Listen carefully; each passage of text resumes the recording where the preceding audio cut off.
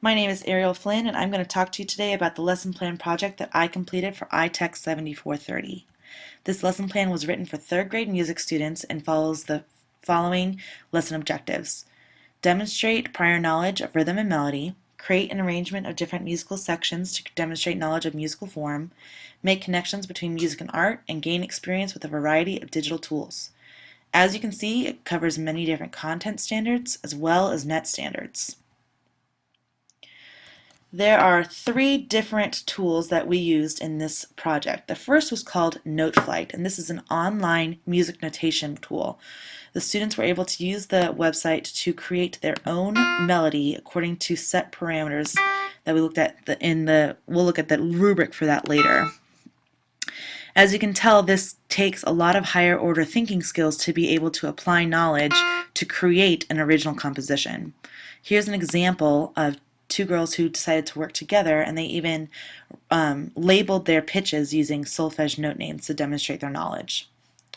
The second tool was AudioBoo. Students had to take the composition that they wrote in step 1 and actually record themselves performing it. They had a choice of either singing or playing an instrument, whichever they felt more comfortable or confident with. Diego and Henry, for example, Diego chose to sing while Henry chose to play an instrument.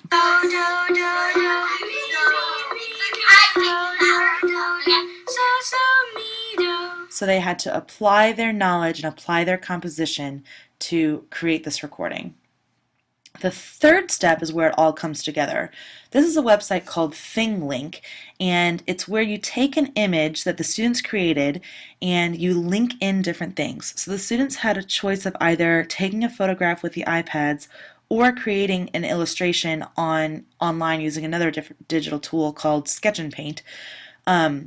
And you can see here that the students chose to photograph, and you can also see a clear form of A, B, A, B, and you can see as soon as I hovered over it, all these little links popped up. That's because ThingLink lets you link in different things. So you can see for all the A section, it's Madison and Kennedy's AudioBoo that they linked in, and for the B section, it's Diego and Henry's AudioBoo that they linked in. So those 2 groups had to collaborate and work together to accomplish this image and to accomplish the form. Down here, students also demonstrated their knowledge by describing how this fits the form, how the image and the linked in AudioBoos fit the form that they chose. There were many different ways that we differentiated in this project. Students had a lot of different choices. They were allowed to work with or without a partner at the beginning. They could choose between using a simple or complex melody or rhythm. They could choose between performing on an instrument or singing. They could choose the form that they wanted to do, and they could choose to either draw or photograph. I did allow them to work with a partner if they wanted to, and for students who finished earlier, I allowed them to become peer helpers. For assistive technology, we had one student, for example, who had visual disabilities, so we used the computer to zoom in so that she could see a little bit clearer. There was collaboration throughout this project. Students could choose to work with a partner for the first 2, and even if they didn't choose that, they still had to collaborate with another student or with a pair of students to create their form at the end. We achieved equitable access because every step was done in school, and so all the students had access to the network and to the equipment. We also achieved equitable access because all students were engaging in higher order thinking skills rather than just some doing that and some doing lower order thinking skills.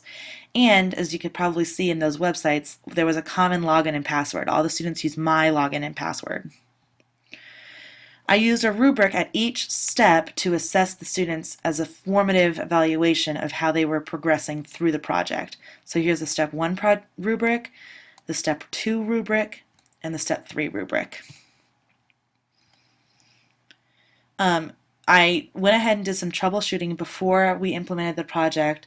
I had our tech specialists unblock the websites beforehand. I had backup plans for each step in case the network went down. I taught the tools in advance to the students. I made sure I had a good knowledge of how to use my tools myself, and I backed up student work at every step. The biggest challenge for this project was that the students did not have prior experience with NoteFlight, even though they did have prior experience with melody and rhythms. They had a hard time transferring their knowledge to this new online system. If I had to make recommendations to other music teachers, I would ask them to collaborate with the art teachers and to be patient because we're not used to being facilitator, but it pays off because students are very creative. Thank you for watching.